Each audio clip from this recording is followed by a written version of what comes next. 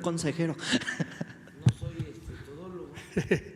Con mucho gusto. Mucho se ha inquietado algunos segmentos de la población sobre este tema del cubrebocas. La imagen que está en pantalla es la más reciente declaración del director general de la Organización Mundial de la Salud, el doctor Tedros Ghebreyesus. Y esto que está en el texto es la postura que ha tenido el Gobierno de México y es la que le hemos recomendado al presidente a lo largo de la pandemia. Periódicamente revisamos la información científica en torno al tema de cubrebocas y en un resumen podemos decir lo siguiente, que lo hemos dicho muchas veces, pero con mucho gusto lo volvemos a comentar.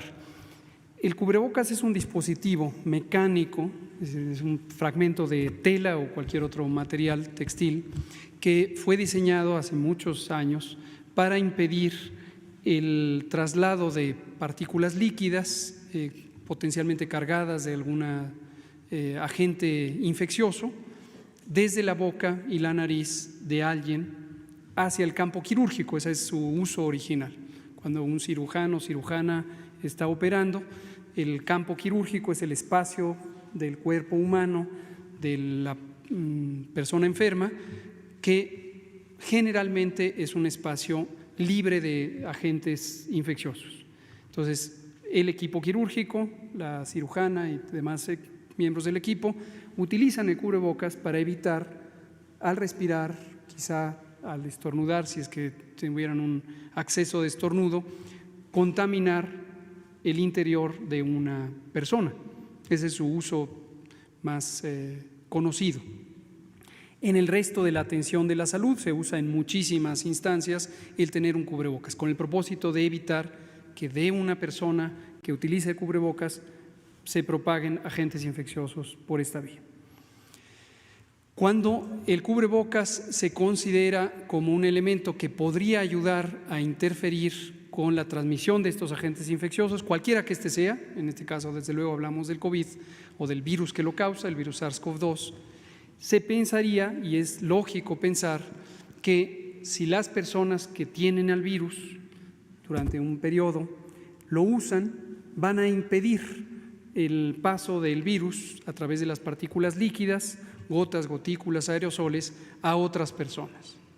Eso tiene poca discusión, no hay controversia. Es un elemento que puede ser de gran utilidad.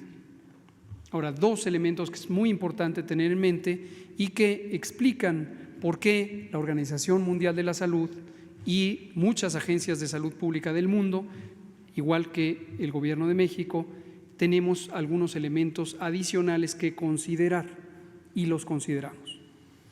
Número uno, el cubrebocas no es una barrera suficientemente eficaz y tampoco efectiva, ahorita voy a hablar de la diferencia de estos dos elementos, para impedir que una persona que no se quiere contagiar sea contagiada, excepto que sea el cubrebocas apropiado.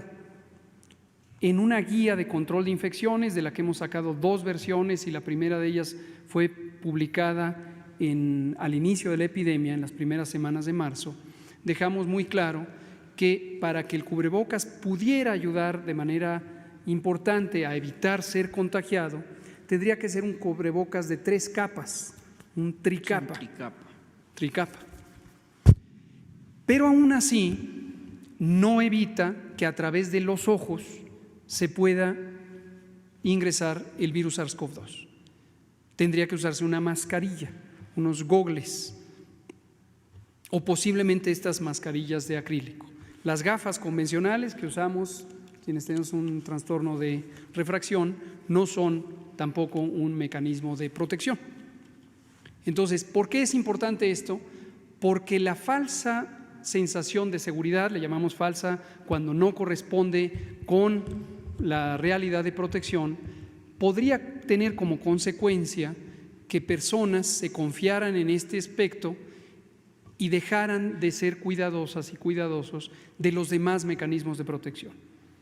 Y regreso a lo que ayer, tan solo ayer, volvió a decir el doctor Tedros Ghebreyesus y que está en su pantalla con esta reflexión que dice: no podría ser más claro en dejar en poner énfasis en que el cubrebocas, junto con otras medidas, es como puede ser útil, no por sí mismo. Pero en una sola palabra. Déjenme nomás decirle la última. ¿Mande usted? Sí, lo ha estado diciendo periódicamente, El otro elemento, y lo dijo ayer, este tuit efectivamente es de fechas previas, lo volvió a decir ayer, lo ha dicho muchas veces, lo hemos dicho nosotros. Entonces, no hay ninguna resistencia al cubrebocas. Es muy importante que en la conciencia del público no se confunda como si hubiera bandos, los favorecedores del cubrebocas, los enemigos del cubrebocas. Nos hacía un poco nos daba curiosidad hace unas pocas semanas un periódico Circulación Nacional que ponía fotos de mandatarias y mandatarios del mundo y parecía compararlos en términos de una medida, desde luego una vez más mal utilizada sobre el número de personas fallecidas en cada país, sin considerar el tamaño poblacional y todo lo que hemos dicho, y los ponía como si fueran dos bandos, como si el cubrebocas fuera una bandera. Pensarlo así es una distracción, es una confusión, no se trata de bandos. Entonces, el otro elemento muy importante, y que es la diferencia entre los estudios experimentales que podrían demostrar que el cubrebocas efectivamente interfiere con la salida del virus, pero ya dijimos de menor utilidad es como protección, a menos que sea un cubrebocas tricapa o superior en su filtrado. El otro elemento es cómo se usa. No es lo mismo tener un equipo quirúrgico, un grupo humano que ha sido entrenado desde que estudia medicina o enfermería u otras profesiones de la salud para usarlo, y entonces en el entrenamiento uno se forma para estar consciente que durante un periodo de tiempo debe cuidar el cubrebocas, no se debe tocar la cara, no lo debe mover. Y una cirugía, por larga que sea, en promedio duran 2 horas. Hay cirugías muy largas, por supuesto, pero 2 horas, 3 horas quizá. Durante ese tiempo, el equipo quirúrgico sabe que no se puede tocar la cara. Y aún así a veces ocurren accidentes. Y entonces el cirujano está operando y de repente se tocó la cara y parte del equipo quirúrgico vigila si ocurre un accidente como ese y le dice: doctora, se tocó la cara, doctor, tiene que cambiarse de guantes. Y ocurre, esto es algo que sabemos que ocurre. Si consideramos que el uso de cubrebocas ahora no es en una situación como esa, sino es en la vida diaria, tendríamos que pensar que la gran mayoría de las personas pueden resistir largo tiempo con el cubrebocas.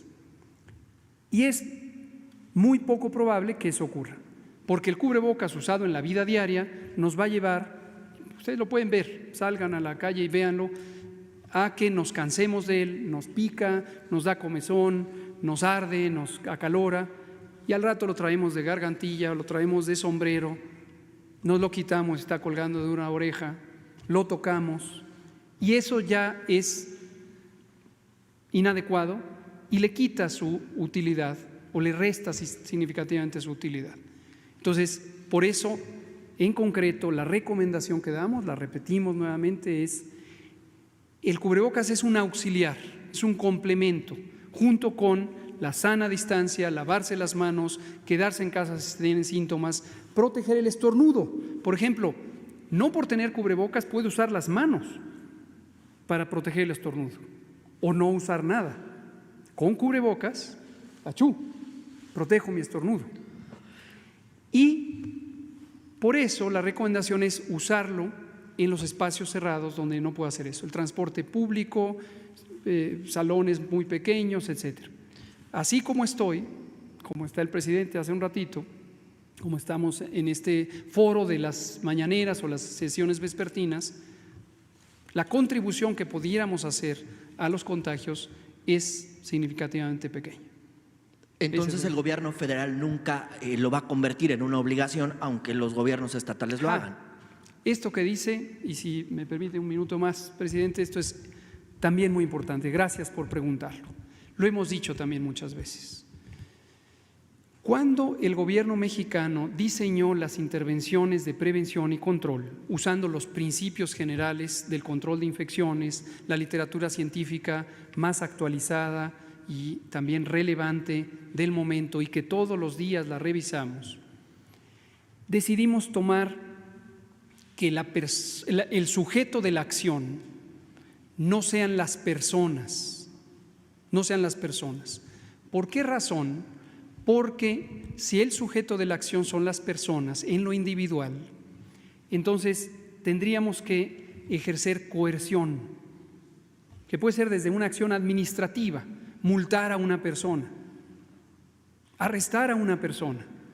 Esas son escenas que hemos visto en el mundo y que hemos visto en el país. Y consideramos desde el inicio, y así está formalmente asentado en el acuerdo del secretario de Salud el 31 de mayo, establecimos, tenemos que tener un cuidado especial de los derechos humanos.